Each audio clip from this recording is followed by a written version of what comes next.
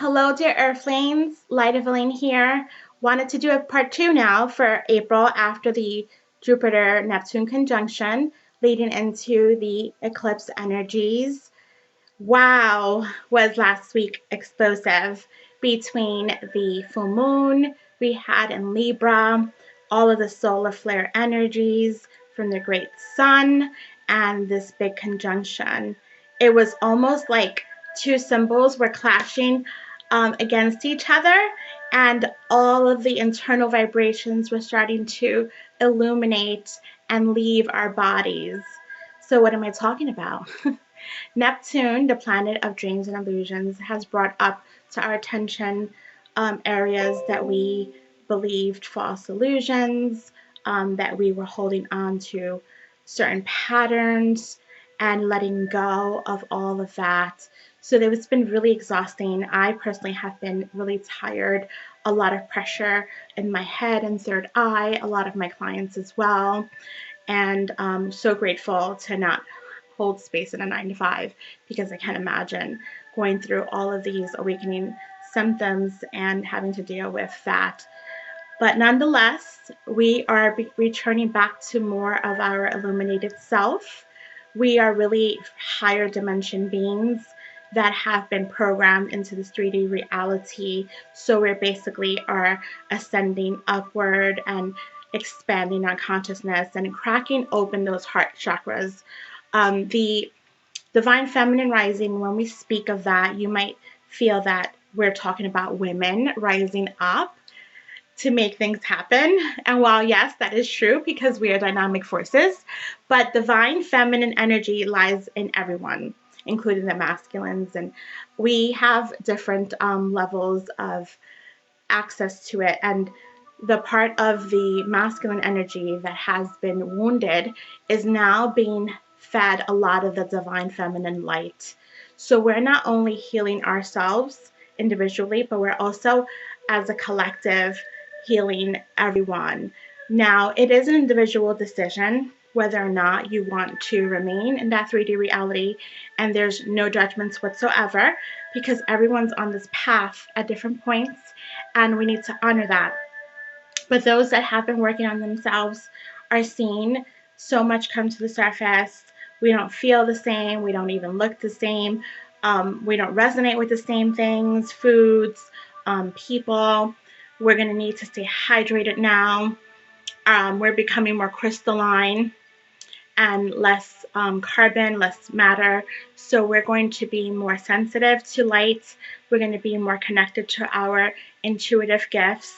And with the masculines that are men that are feeling their heart chakras opening up, they're starting to feel more deeply. They're facing deep, dark shadows, lots of tower moments. And this is all happening as part of this accelerated growth. So I always said either you move with the waves or you resist. Right now, it's kind of harder to resist because these energies are so much stronger and the light is definitely overpowering the darkness. And we are moving towards singularity, which is no more light versus dark, good versus bad. It's more that we are moving to unity consciousness. We're all one and we all come from higher dimensions. So we're returning back to ourselves.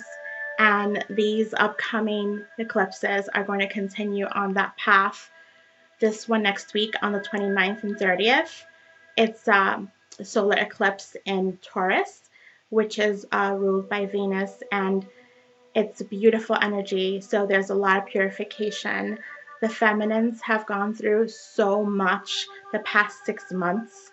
We have literally worked on deprogramming ourselves, and we're now rising even higher, and this energy of unconditional love and compassion and forgiveness and just embodying all of the warm peace, joy, and accelerated feelings of bliss and peacefulness just coming through us is going to be heightened on that day. And then we have a lunar eclipse in the middle of May in Scorpio.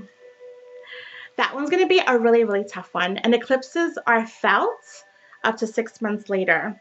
We had a big one in November. I don't know if you recall. It pretty much created tower moments, and things have to fall in order for newness to arrive and make space for new energies and light.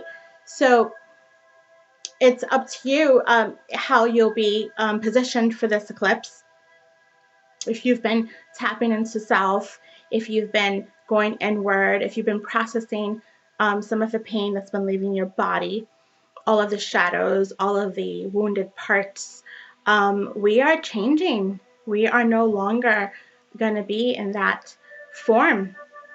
And the more that you just move with the energies and surrender, the easier it'll be.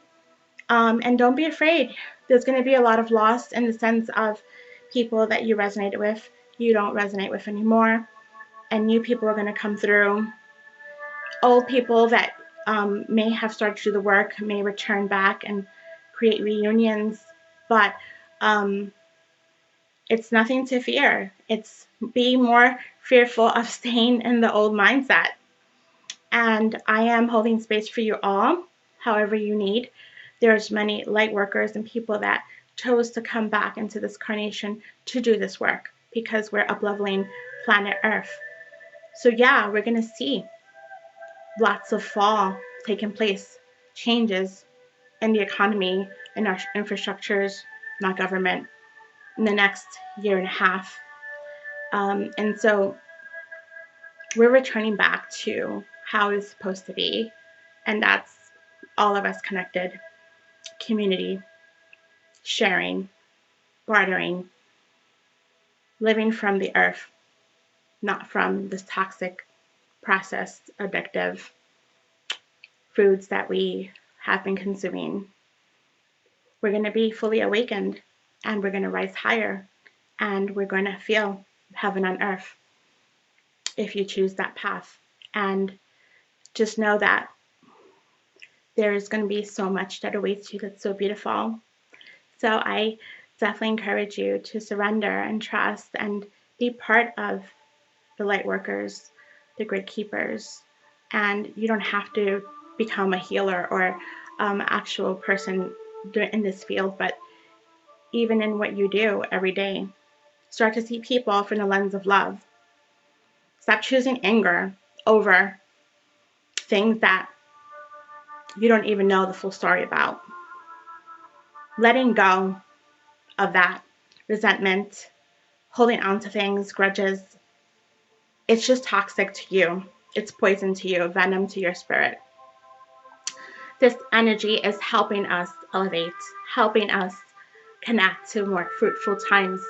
And I'd love you all to be part of that with me and my soul group, and just to keep multiplying all of the soul families and groups.